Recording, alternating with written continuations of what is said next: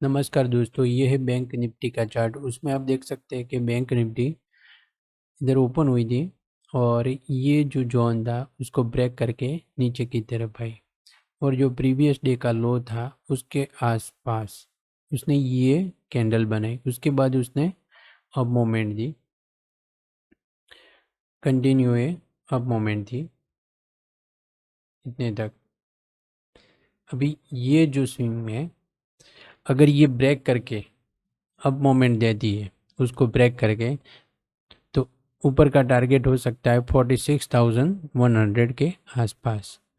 अगर ये इधर से रेजिस्टेंट लेके नीचे की तरफ निकलती है तो फिर उसका नीचे का टारगेट ये हो सकता है 45,700 के आसपास, और उसको भी ब्रेक करे तो फिर टारगेट आ सकता है 45,500 के आसपास।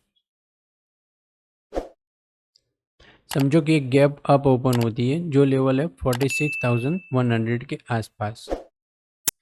ये उसके ऊपर नहीं निकलती है तो फिर ये नीचे की तरफ इतने तक आएगी और उसके बाद ये 45,790 तक आ सकती है। अगर ये उसके ऊपर ही ओपन होती है और अब मोमेंट देने लगती है ऊपर की तरफ, तो फिर टारगेट आ सकता है 46,290, और उसको भी ब्रेक करे तो फिर टारगेट आ सकता है 46,610, और उसको ब्रेक करने के बाद टारगेट आ सकता है 46,870। समझो कि ये गैप डाउन ओपन होती है आज इस लेवल के आसपास और उसके ऊपर ही टिकी रहती है, तो फिर पहला टारगेट उसका होगा ये, और उसके बाद ये और ये टारगेट भी आ सकता है। अगर ये नीचे की तरफ निकलती है तो फिर टारगेट होगा 45,529, फिर टारगेट आ सकता है 45,209, और उसको ब्रेक करने के बाद आ सकता है 44,835।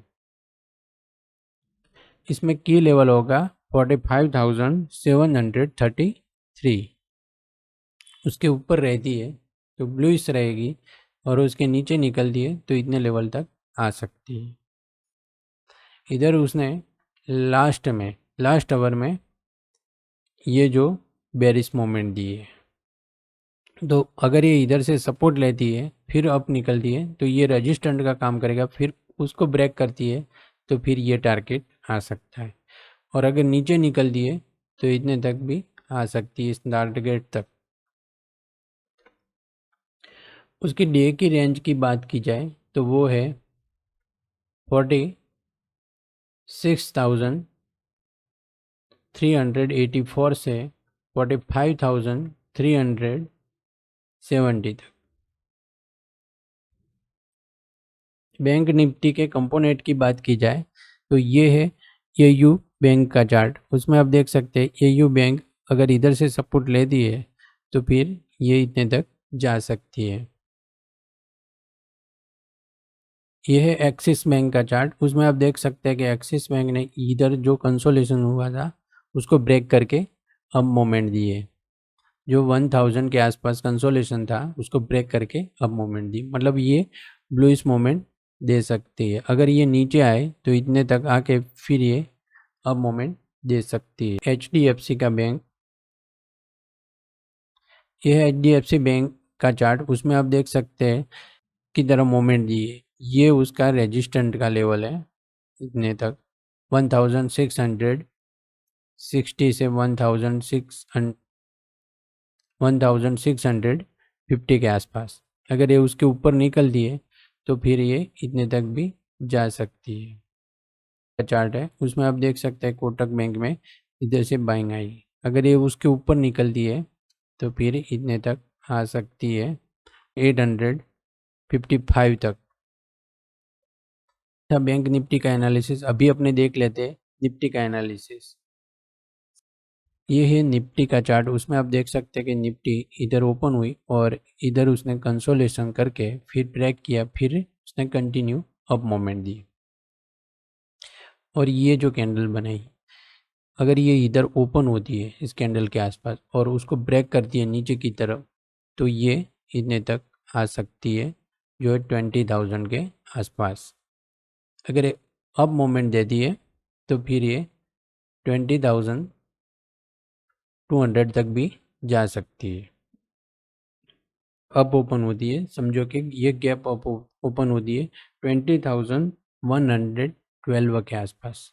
समझो कि निफ्टी गैप अप ओपन होती है, जो लेवल है 20,112, उसके ऊपर ओपन होती है और उसको नीचे की तरफ ब्रेक नहीं करती है, तो फिर टारगेट आ सकता है 20,154। उसको ब्रेक करने के बाद टारगेट आ सकता है 20,224 और उसको ब्रेक करने के बाद टारगेट आ सकता है 20,305। समझो कि ये ओपन इसके आसपास हुई और उसको ऊपर की तरफ ब्रेक नहीं करती है, ये नीचे की तरफ आती है, तो फिर ये कहाँ तक आएगी 20,028 तक। और उसको भी ब्रेक करें तो फिर टारगेट आ सकता है 19,986 और उसको भी ब्रेक करें तो फिर टारगेट आ सकता है 19,960 और उसको ब्रेक करें तो टारगेट आ सकता है 19,835। अब ये जो लेवल है ये स्ट्रॉन्ग सपोर्ट का काम करेगा और ये जो लेवल है स्ट्रॉन्ग रेजिस्टेंट का काम करेगा। अगर उसको ब्रेक करके नीचे निकलती है तो फिर ये फास्टली इतने मोमेंट तक जाएगी। अगर ये उसको ब्रेक करके अप मोमेंट देती है तो फिर कंटिन्यू अप मोमेंट में चली जाएगी। एक गैप डाउन ओपन होती है इस लेवल के और उसको नीचे की तरफ ब्रेक नहीं करती है, अप निकलती है, तो फिर ये टारगेट उसका हो सकता है और उसके बाद ये टारगेट भी आ सकता है। अगर ये उसके नीचे ही ओपन होती है तो फिर ये टारगेट उसको ब्रेक करके अप मोमेंट नहीं दे रही है, तभी ये आ रही। अगर ये गैप डाउन इस लेवल के आसपास होती, इस लेवल या इस लेवल के आसपास बड़ा गैप डाउन होता है, तो आप बाइंग कर सकते हैं इस लेवल के लिए।